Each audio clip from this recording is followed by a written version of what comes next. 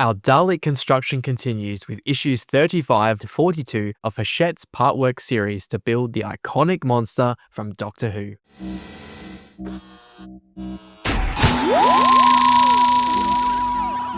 The adventure in time and space that opens issue 35 is Engines of War, a 2014 novel in which the War Doctor finds himself caught between his own people, the Time Lords, and the Daleks, when a devastating temporal weapon threatens to wipe history. The behind-the-scenes feature covers all things Dalek visual effects. While the fundamental elements of the Daleks have remained the same over the decades, the techniques used to bring them to life have changed drastically since 1963, from POV shots to extermination rays to vast armies and flying Daleks. For the build this issue, we begin a brand new section of the Dalek, which builders best know as the skirt section for its, well, skirt-like appearance. This is going to be super interesting because I found building the skirt for the new series Dalek really challenging at full scale, as the base involves a lot of stacked layers at many different angles. We take the skirt holder and fit it into the holes in the base plate. We then take a pedestal adapter, align it under the base plate and fix it in place with screws. We take the next skirt holder and essentially do the same thing. Fit it into the plate, adapter underneath and screw it into place. The pedestal holder slots into place in front of this one and is secured in place with just 2 large screws. And that's it. 2 skirt holders and a pedestal holder have been fitted to the first part of the base plate. Issue 36 opens with episode 5 of the very first Dalek story, titled The Expedition. Determined to retrieve the vital fluid link, Ian must persuade the Thals to oppose the Daleks. The Time Vortex lists the encounters between the 5th Doctor and the Daleks, including the TV stories, The 5 Doctors, and Resurrection of the Daleks, as well as many Big Finish audio adventures. Work on the skirt continues with a brand new base plate. Fit the skirt holder into the plate with the pedestal adapter coming through on the reverse side. Fix it in place with screws. Fit the second skirt holder in exactly the same fashion. And then this issue also includes 3 pedestal holders, 2 to be attached with larger screws ahead of each of these 2 skirt holders, and an extra one for the assembly from the previous issue. And there we have it, skirt and pedestal pieces attached to the 2 base plates, and a good indication of just how big this is going to get. Issue 37 takes us to the 80s for part 1 of the 1984 story Resurrection of the Daleks, where the Daleks launch an attack on a space station to rescue a very special prisoner, Davros. Anatomy of the Daleks looks at the Berserker Dalek, a specialized Dalek designed for maximum extermination and featured on the cover of the Big Finish story, Gallifrey War Room Maneuvers. Still on the skirt section, we are introduced to a piece that bears a striking resemblance to a Dalek's gunbox, but is actually in fact the 3rd base plate section. It aligns over the previous 2 assemblies, which are fitted into place with nuts and bolts and an Allen key. Easy. Our final issue for this installment is number 38.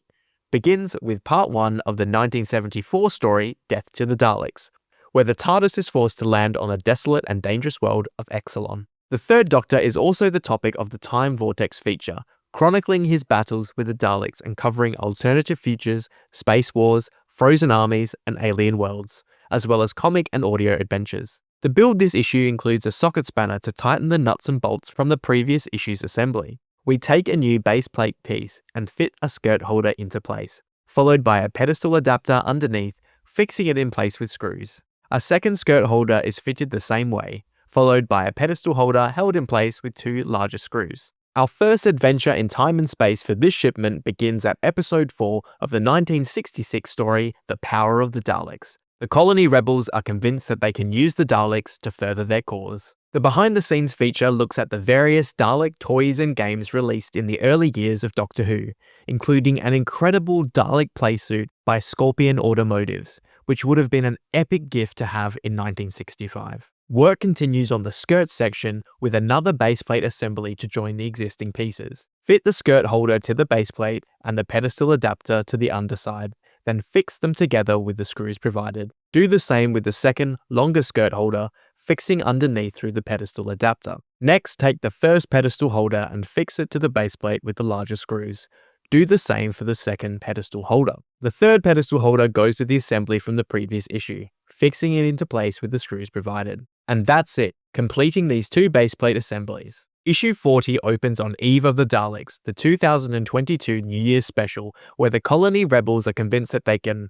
Hang on a minute, that's from the last issue. Nothing worse than getting something printed only to spot a text issue. Anyway, the Doctor and friends find themselves trapped in a deadly time loop with 3 Executioner Daleks. After that is a double-page spread featuring a renegade Dalek from Remembrance of the Daleks. Perfect if you enjoy putting posters up. But it might have been fun if they used this lovely artwork as the magazine cover. I don't know about you, but as lovely as the existing cover artwork is, I am getting a little sick and tired of seeing it, and there's only so many color variations you can make. Anatomy of the Daleks highlights the Executioner Dalek from Eve of the Daleks.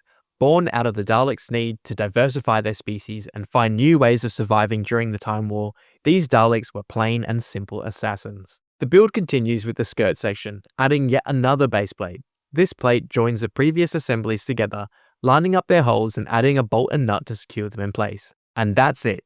These assemblies are now joined. Another Big Finish adventure starts off issue 41, Return of the Daleks, saw the Doctor joining the rebellion against the Daleks on the occupied planet of Zalaria. Behind the Scenes celebrates the unsung heroes behind the Daleks from the modern series, including Barnaby Edwards, who operated the very first new series prop in the 2005 episode Dalek. The build for this issue is all about putting all of these separate base plate assemblies together. We take what I'll assume is the front of the base from issue 37. This larger base plate lines up underneath the top pieces and is then bolted into place with the fixings provided. Next, we take the back of the base and fit it to the same piece, fixing it with nuts and bolts.